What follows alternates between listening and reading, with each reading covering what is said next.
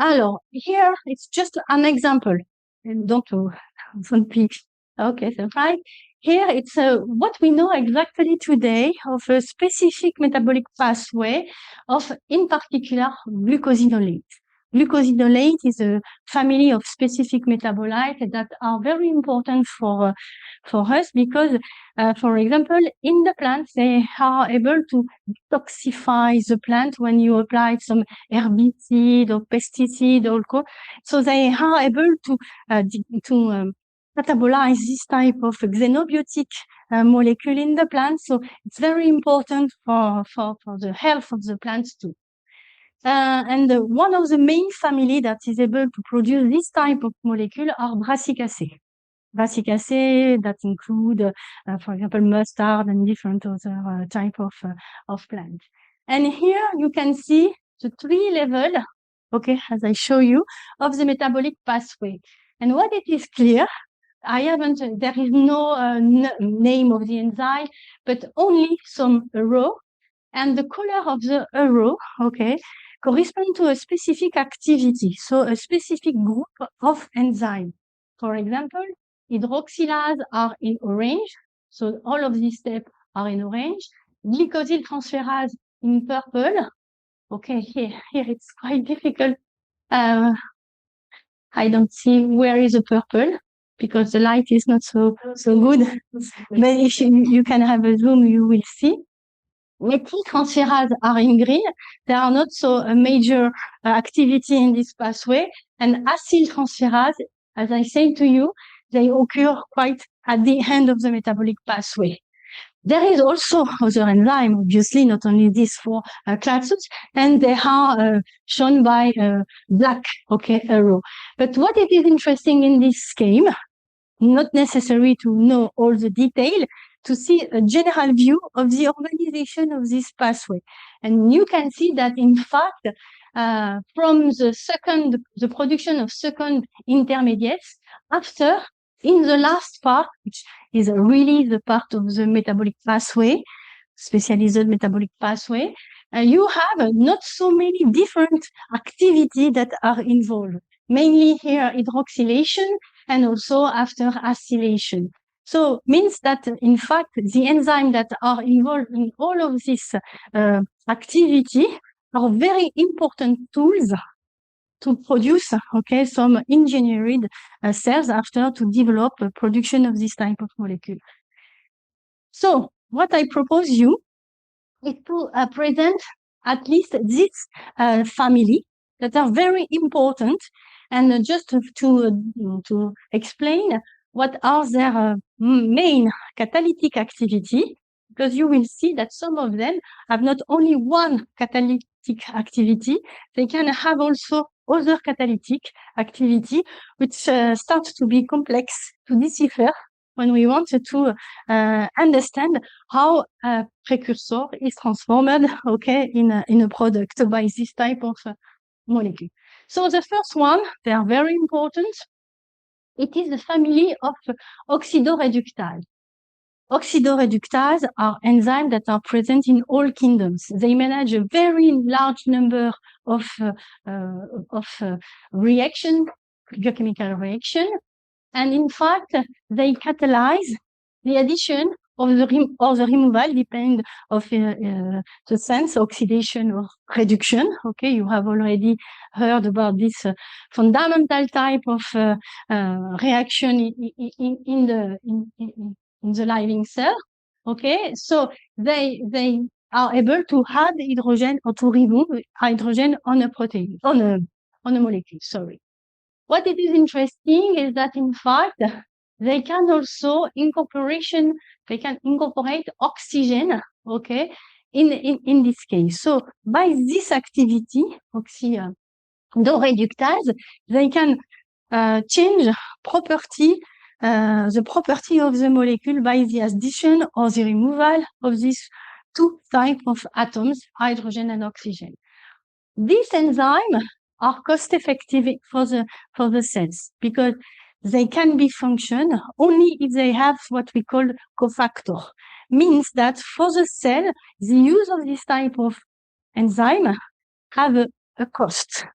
And you need to take in mind, we will have a possibility to discuss that together, that each activity of enzyme, each bioconversion is energy, needs some energy for the cell. So it's not so free for these cells to produce this type of molecule. For example, here you need some cofactors such as NADP or NAD that are produced, in what part of the cell this cofactor, this molecule of energy are produced. The energy comes from the phosphate groups for someone. Do you know where they are produced in the cell? Because I think you know very well ATP as a, but this is also other type of energy molecule. Sorry? Which organelle? In bacteria, yes, but in eukaryotic cells like plants, mitochondria, but not only. You can have some also in the plast. Okay, they are plastid. Plastid and mitochondria are the two main organelles that are able to produce this molecule. Means that when you want to induce, it was what was discussed yesterday, when you want to induce in the plant or in the plant cell production of specific molecule, you need to be sure that it will be enough production of this type of cofactor in order to have a succeed, okay, of success of this production. So this is very important to know. And in particular, in this big family of oxidoreductase, there is one in particular that it is named short chain dehydrogenase reductase family. The shorter name is SDR. Okay, I will spoke about SDR that are mainly included in secondary or specialized metabolite pathway, because oxidoreductase are also involved in primary metabolisms too. Okay. And this enzyme, okay, are very small protein because they have only 2,050 and 150 and 300 amino acid residues. So it is considered as very small enzyme. And they present two domains. One is able to bind to the cofactor, the coenzymes, and the second one is able to bind the substrate before, okay, the modifications, enzymatic modification. What it is interesting is that when we look at all the oxidoreductase known, they have a degree of structural similarity that it is very important. This means that when we compare the gene sequence encoding for this protein, they have also lots of similarity. So means that it is a way to try to find new genes that will be able to encode this type of protein. And the omic science could help us very well to identify new genes that could probably encode for this type of protein. And these enzymes are usually membrane bound. So means that they are localized in specific place, okay, in the cell. And the story starts to be a little bit difficult because, in fact, when we are looking at lots of LDR that are known today, we see that they have a wide range of substrate. Means that they can be able to recognize not only one substrate, but a lots of type of substrates. And it is what I call the promiscuity of the enzyme yesterday. Okay. And you see here, it's quite different because you can have steroid, alcohol, sugar, aromatic compounds, and also xenobiotic, like pesticide and so on, that can be recognized by this type of molecule, okay, enzyme, to be oxidated or, at the contrary, reducted. They are classified in two types of class. one of the class is named classical, the second one is named extended. I don't want to enter in the detail of that, just to know that the difference between both is the length and also the cofactor binding motif. So it's a question of the sequence of the molecule. Here on this figure, you can see that they are common to every type of organisms, including human, mouse, fruits, and some fruit fly, and also yeast, plants, and worms. And the proportion between the classical and extend are quite different depending on the kingdom. But it's a general type of enzyme. We know about 2,000 forms of this type of molecule according all the kingdoms, okay? And for example, it is what I explained you before. If we look at the model plants such as Arabidopsis thaliana, for which we know lots of parts of the genome, more than 140 genes have been identified to encode specific oxidoreductase. So it's amazing to know which will be the good one for one pathway in particular. This is really the challenge every time when we want to decipher this metabolic pathway. Here are some examples because sometimes you can read some paper and you see that these oxidoreductase are named by code, okay? SDR, for example, 65C. And after, we know now that this corresponds to tropinone reductase. Whatever, I don't want to make a detailed explanation of that. You can have here some example, but you see they are bigger, the number. What it is interesting and also for us difficult, is that when you look at the primary metabolism, there is also some oxidoreductase, but we observe a very low diverse family. So they are quite conserved between all the plants. But when we look at the involvement of this enzyme in the specialized metabolisms, we observe a very big diversity. So it's not easy to find exactly which will be the good one for a particular step of the metabolic pathway. And this is reflected by the number of genes encoding this type of enzyme in the genome of plants. In the oxidoreductase family, there is also another one subfamily that it is known copper oxidase. This oxidases are named copper oxidase because when they process the enzymatic modification of the substrate, they use copper, okay, copper here, that it is oxidated and become reducted after for transfer of electron, of energy during this oxidoreduction. I don't want to make a lecture, biochemical lecture, but just to know that in fact, it is a particular cofactor needed to this enzyme. And two categories of oxidase are very important here. They are involved in phenol modification. You have seen that phenol is a very important molecule leading to all what? Phenolic compounds, exactly. But polyphenol also, and so on. And in fact, there is at least two types. One similar to catechol oxidase that is able to hydroxylate monophenol in dihydroxyphenol or in trihydroxyphenol. You can have this ornamentation, and it is led by this type of enzyme. And one category of copper oxidase, oxidoreductase, are very interesting also. Their name is lacase. Lacase are enzymes that are involved in the lignin biosynthesis.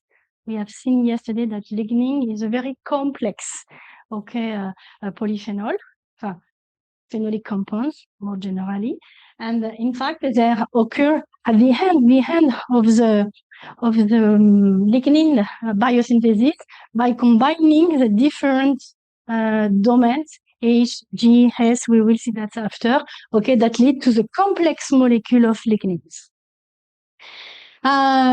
How we characterize the functional activity of this enzyme today is mainly by molecular biology approaches, by generating some mutants that have, in which we, for example, we delete, okay, the gene encoding the enzymes.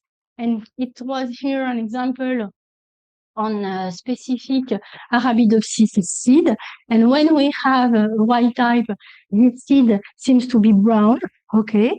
And when we mute a specific lacase, d'accord, we observe that the seed become white. So by this way, we can attribute a functional activity of this type of lacase in the production of the brown coloration, okay, of the seed coat. I don't want to enter also in the detail, but to know the enzyme, to know the gene encoding the enzyme, make possible to decipher their activity by this approach of deletion of the genes or overexpression also of the gene. We will see that later. The second family that it is very important to know, it's what we call the peroxidase. So peroxidase, as the name is indicated here, are able to catalyze redox reactions involving the reduction of a peroxide. Peroxide is the molecule H2O2, okay? And this peroxidation, okay, lead to addition of a group of hydroxyl group, okay, for example, to the molecule. Sometimes it can also lead to combination of several small molecules, like it is shown here in this example. So the classical reaction known for peroxidase are here represented, that you need to have a donor, here it's peroxide, that have 2 electrons and 2 protons, and peroxidation need to transfer and to create hydroxyl group, okay, on the molecule. What it is interesting is that in fact you may have some different substrate, okay, and also they are able to catalyze another type of active reaction, what it is named halogenation. And halogenation is very important because it can modify a little bit the activity of metabolites, secondary metabolites. Now there is a lot of programs that try to find if some molecules that have been halogenated may have some more activity or different activity that can be useful. And the enzyme responsible of this halogenation are alloperoxidase. Halogenation is in general a molecule with 2 copies of the system, and you see here the type of reaction of halogenation. So here are the peroxidase that are very important. They are also present obviously in all the kingdoms, including us, okay, for this. Third family that it is very important also to know, it's they are deoxygenases. Deoxygenases, they are involved in hydroxylation modification, means that you have already an hydroxylation groups and you continue to modify this particular group. So deoxygenases have an oxidoreductase activity. So it means that they are able to introduce oxygen, new oxygen in the molecule. For example, here, hydroxyl is converted in acid. Okay, motif, COOH, means that you have incorporation of new oxygen. This is what I call functionalization, for example, of molecules that give them a sort of high reactivity for further modification after. So this type of modification permits to this molecule to enter, in a process of further modification. you see that this can be added in different manner. Here it is illustrated that oxygen can be added, for example, here on the 2-hydroxyl group, or it can be also added only on one, and it can be also a way to disrupt the rings of the molecules. So deoxygenases are very important. They have been, largely studied, and there is a particular class that are mainly involved in secondary metabolites pathway. This class is named 2-oxoglutarate iron-dependent deoxygenase, 2-OGD to be shorter, okay? And this molecule have as donor of electrons that are needed, and they have iron activity between a substrate and also oxygen. It's oxoglutarate that give the electron necessary to make this type of modification. And this, what we call a superfamily of OGD, is one of the largest protein families in plants. You can't miss this type of enzyme. They are essential in every metabolic pathway, primary and secondary one. And what we have observed is that they can be organized, in 3 classes named DOX-A, DOX-B, and DOX-C. And in secondary metabolite, mainly the DOX-C are involved. DOX-A and B are more dedicated to the primary one. And what it is also interesting or not, depend of this enzyme, is that they are not only able to make oxygenation, but they can also make hydroxylation, desaturation, demethylation, epimerization, halogenation, and so on. So it means that in fact, they have a main activity, but they can have a wide range, of other type of activity, depending on the substrate they have. And here you see that in fact, only DOX-C have been involved in metabolic pathway of specialized glycosinolate, coumarin, fucorin, linear phenolic compounds, other alkaloids.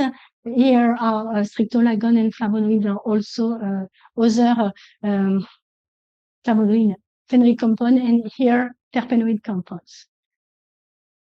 Just to show to you that the complexity comes from the large diversity of this enzyme. For example, if we consider a plant genomes, we have a very small number of class A, DOX-A class enzyme. It is the same for DOX-B class, but you can see here, for example, for the C class of this enzyme, we may have a very, very, very large diversity of this enzyme, and all of them are involved in a specific modification of a substrate to a product that lead us very difficult to identify exactly the good one for the metabolic pathway we want to study. And here I like this this picture because you can also see that depends of the degrees of evolution of the plants. If you compare here some algae to, for example, angiosperm, such as spermaphyte in general, gymnosperm and angiosperm, you can see that there is not so many evolution of the number of the gene copy of the 2 class A and B, while concerning this last class, you have a very increased number of the gene encoding this type of enzyme. And this is the reflect of the biochemical evolution, of the plant, terrestrial plant. Means that when we are looking for a specific deoxygenase in an angiosperm plants, it's really a challenge to find the good one too. They can't be substituted by one to the others because they have some specificity of the substrate. For Arabidopsis thaliana, obviously it is one of the plants in which we have the more information. about 150 genes encode specifically this subfamily of deoxygenase. What is interesting is that some of them are organized in what we call cluster. Means that they are on the same chromosome, and they are close to each other. And this is interesting because often, not all the time, but often means that they are involved in the same metabolic pathway. So it will be for us a way to try to find new genes of a particular metabolic pathway if we study the chromosome position of the gene, okay, encoding this enzyme. But it is not the case for all, because some are completely independent, okay, it's not a normal thing. But sometimes you have this type of cluster that are very interesting, because it means that some of them are involved in the same metabolic pathway, secondary metabolic pathways. One of the major classes of enzymes are monooxygenase. Monooxygenase are able to make some hydroxylation, and also they are involved in hydroxylation modification. Monooxygenase are it's a complex of two proteins.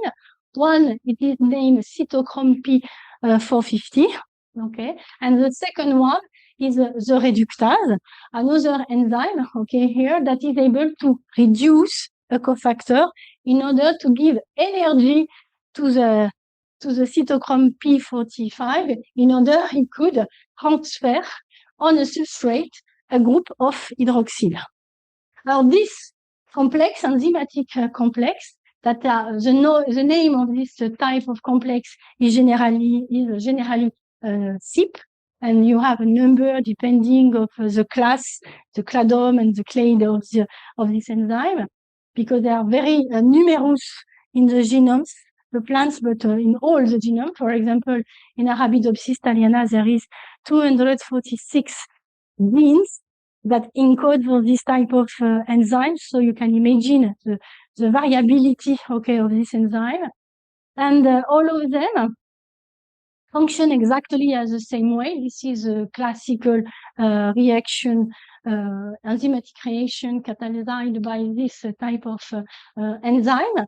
Okay, so they have able to introduce an oxygen and to create an hydroxyl group on the substrate.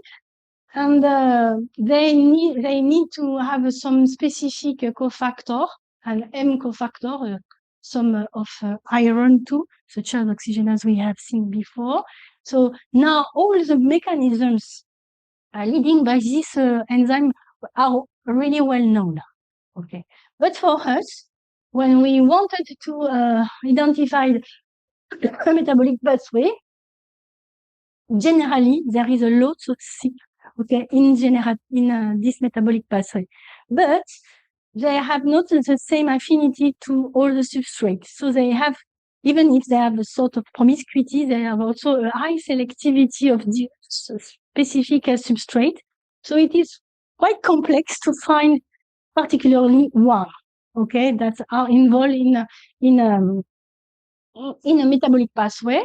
And what it is also visible here is that both of the two proteins of this complex are anchored in a membrane. So you find them on reticulum, for example, membrane, on vacuole membrane, and so on. So you may have distribution of this enzyme over the cells that have some, comment on appelle ça, répercussions, some, okay, consequence. These have some consequence of the organization of the metabolic pathway in the cell, in that there is a flux between different organelles, different membranes, okay, depending of the position of the different enzymes. So generally, they do what we call monooxygenation, but they can do also different other type of reactions. So they are not only okay for this type of enzymatic modification. And in this type of second type of activity, we have demethylation, and one in particular that is very important, it is epoxidation.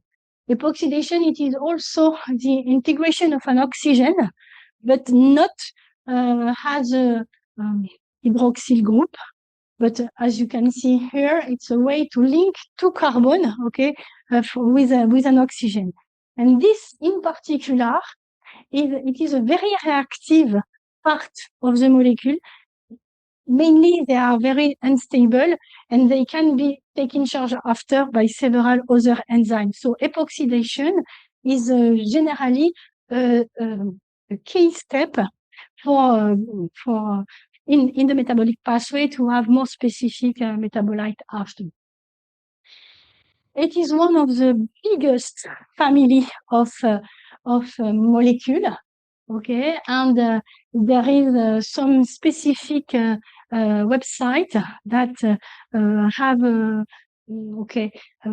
that permit to access to all the P40, 50 already known in not only in Arabidopsis thaliana, obviously, but in other type of organisms.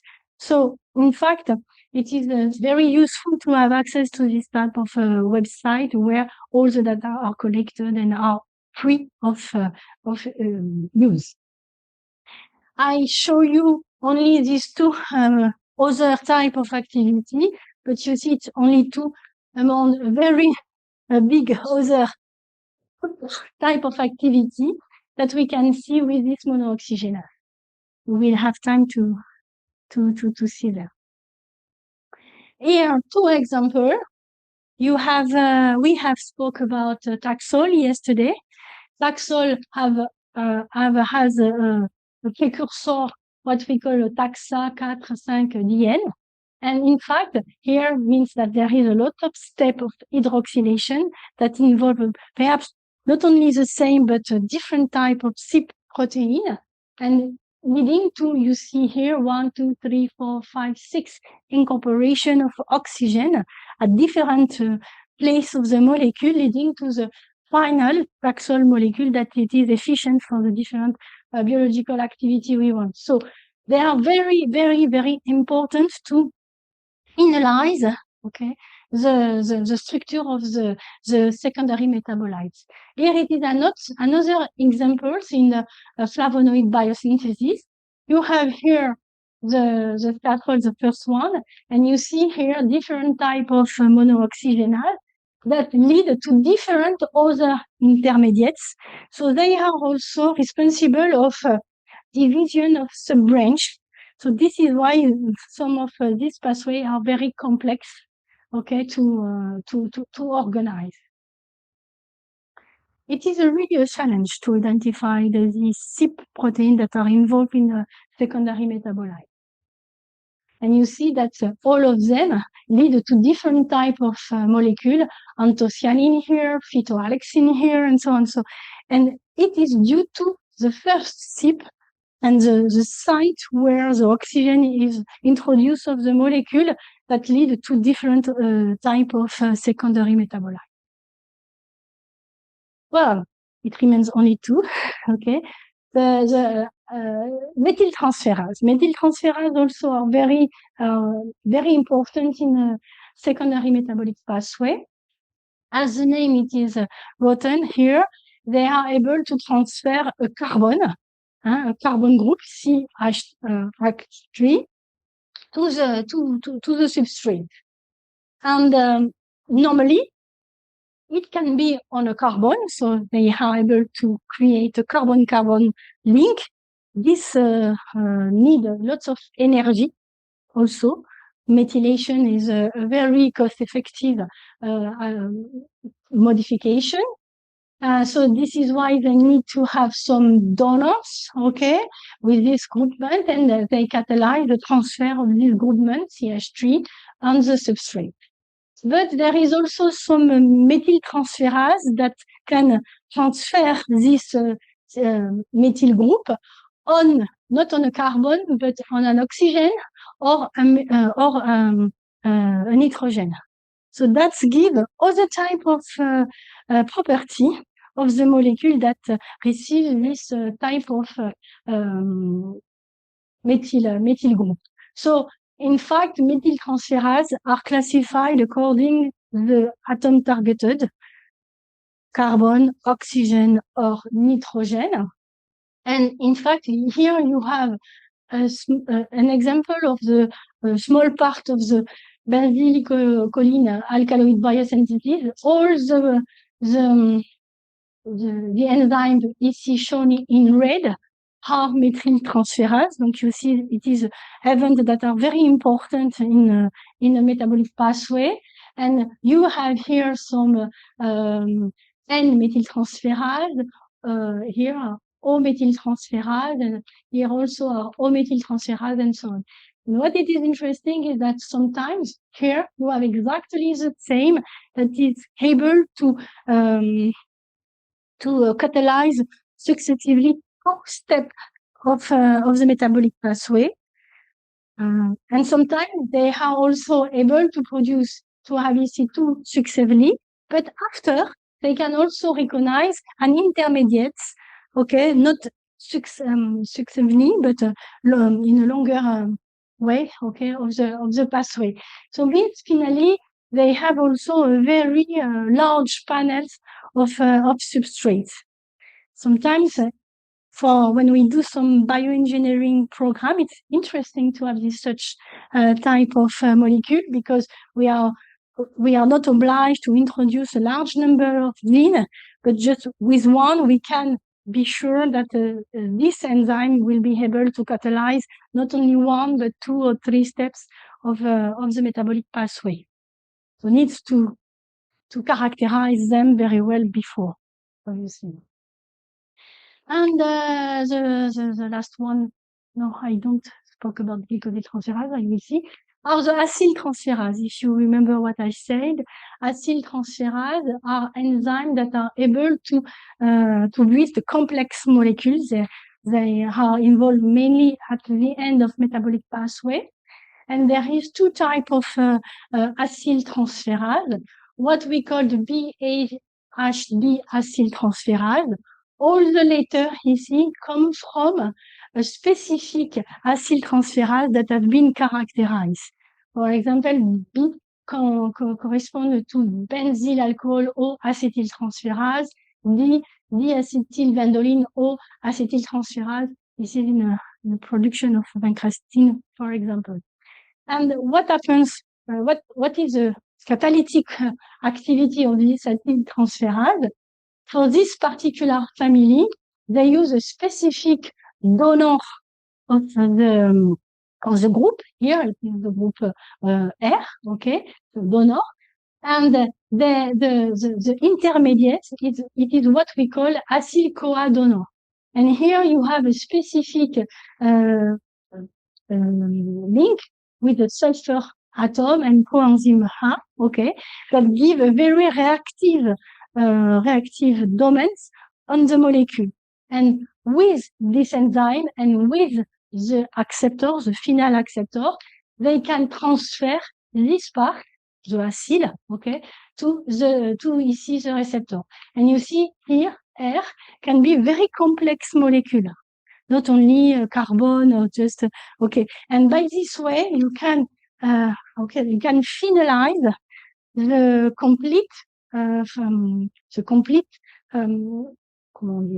building of the highest complex molecule. For example, vincristine and vinblastine are the alkaloid very complex. I will show you after the total formulation.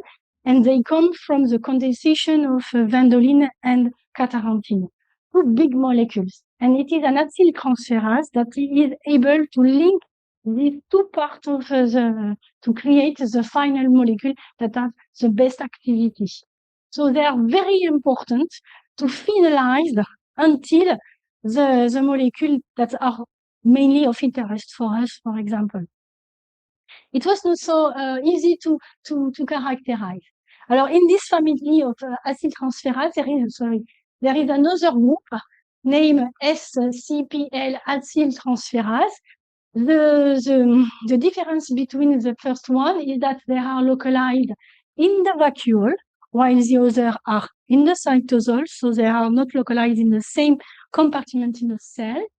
And also they use as a donor, okay, not an acyl-CoA diester, but glucose ester. And in fact, they do exactly the same, depend of the binding site they have to recognize the donor, and they transfer a part of this molecule with the R group on the donor to do exactly the same type of molecule. It's just some different, okay, activity or mode of function mode of this enzyme. So very interesting and very important. Here it's a summarized where you can have in the same pathway some bad enzymes that are in the cytosol and some SPLC enzymes that are in the vacuole.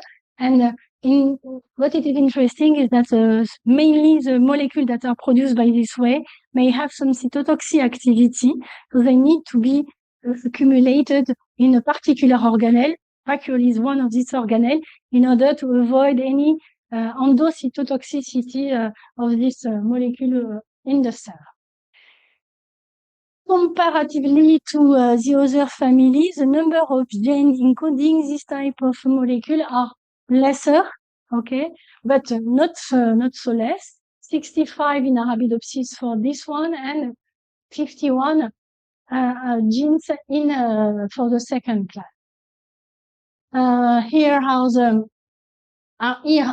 for example, the use of acyltransferase, for example, in Vendoline production, or also here in anthocyanin. It is an alkaloid. Here it is a polyphenol compound. So they are involved in all the type of metabolic pathway. And here an example of SCPL acyltransferase. For example, here in production of this particular molecule, adenosine. You see, they are not so simple, this molecule. So it increases the complexity of the final metabolite. To finish, okay. Glycosyl transferase, okay, no problem. This is an enzyme that are able to transfer glucose, okay, on the metabolite. Glycosyl transferase also are present in all kingdoms, in particular in prokaryotes. They have been largely described in these kingdoms of prokaryotes, such as bacteria, for example, and also now in eukaryotes, in particular in plants. On this picture, you can see that when we make the phylogenetic tree of this type of enzyme, taking into account all the organisms, a large part concern bacterial glycosyl transferase, but a large part, you can see here, concern plant glycosyl transferase. Means that it is also a family of enzymes that are very important for all the metabolisms. They have been also classified in a several number of family. I don't want to show you all this classification. It is quite complex, but more than 100 type of subclass. Okay, they can add a sugar not only on the carbon, which is quite rare in fact, but mainly on oxygen, nitrogen, or sulfur atom. So it is also another way to give some glycosidic part of the molecule. And what happens, how it functions, the enzyme glycosyl transferase have the substrate and have also the donor of the here, for example, glucose, and the donor usually is an uridine diphosphate molecule. So it's the donor of glucose. Here, the enzyme that is able to hydrolyze this link and also to add this glucose on the final molecule. What it is interesting is that glycosylation of secondary metabolite may have a very big importance because it can decrease the biological activity of this molecule. And in particular, if you have cytotoxic activity of the molecule, glycosylation is a way to accumulate the molecule without any consequence for the cell. And if you have followed the lecture of Dr. Smita, you have she explained that sometimes there is some quite quick inducible, metabolic production, and this is also possible because previously some of molecules are accumulated in a neutral form. Generally, they are accumulated in the vacuole, for example, or in other organelles. And when the plant or the cell is stimulated, they can mobilize immediately these molecules that are glycosylated, and they are deglycosylated in order to be to enter in the last part of the metabolic pathway, for example, leading to the final component that targets specifically the type of defense mechanism they have to organize against a specific pathogen, for example. So glycosyl transferases are very important to permit accumulation of some metabolite intermediates, in a metabolic pathway. Okay, so here are some example of what glycosylated specialized metabolite. You see, glycosylation may involve not only one sugar but more than one. Here you have 3, 4, and depending here some saponin, for example, or glycoalkaloids. Sorry, anthocyanin are very glycosylated, and here you have a different other molecule that are neutralized when they are glycosylated here. And in fact, it is when you have the hydrolysis of the link between sugar and the protein that you make free, the active metabolite. So it is always interesting to have an idea when we are studying the metabolome, for example, of the molecule, which are molecules that are glycosylated or not, to have an idea. So glycosylation, it is a way to increase solubility, to have a cell compartmentation of the molecules, and also to increase the stability of certain molecules. To conclude, this is the conclusion, just to show you that in fact, when we are looking at this type of enzyme family, here are represented only CYP, monooxygenase, 2-OGD, and the last one, glycosyl transferase.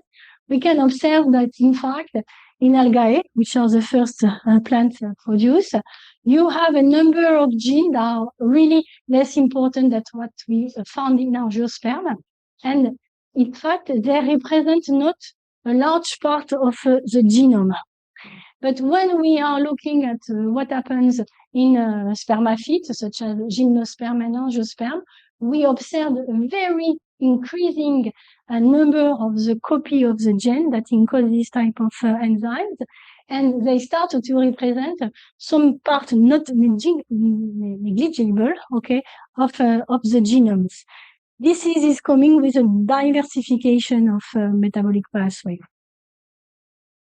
And what it is also interesting when we want to make some bioengineering is that we can combine differently the use of this, for example, molecule. Here, theoretical, system, you may have a scaffold, the first one, what we call here a core, and you can here make some first modification, the same by a synthetase, a large family also.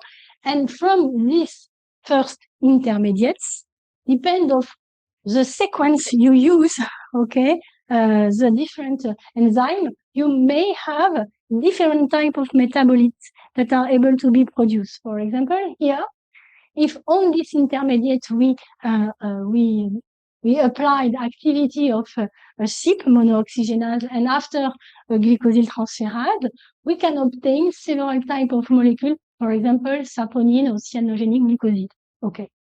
With the same precursor, okay, if we put not the same sequence, we start with a monooxidation, okay, and after we applied 2-OGD, we obtain other type of final molecule, such as, for example, gibberellic acid, isoquinoline alkaloid, and so on and so on.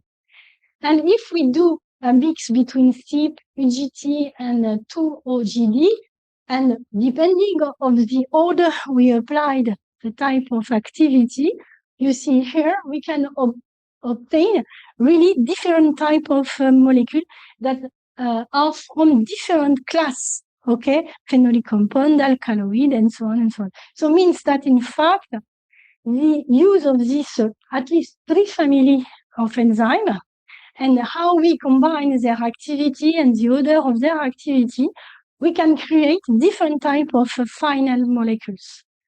So this is why it's very important to have all this arsenal, in fact, of gene encoding this type of enzyme after we play, like a Lego, okay? We can play with this gene to make some, what we call the block bricks, okay? To create the metabolic pathway. Natural one, but not natural one can be also done by this way. This is why enzymes are really the final and the fine tools of engineers, okay, to develop this type of programs. Okay, I have finished for that.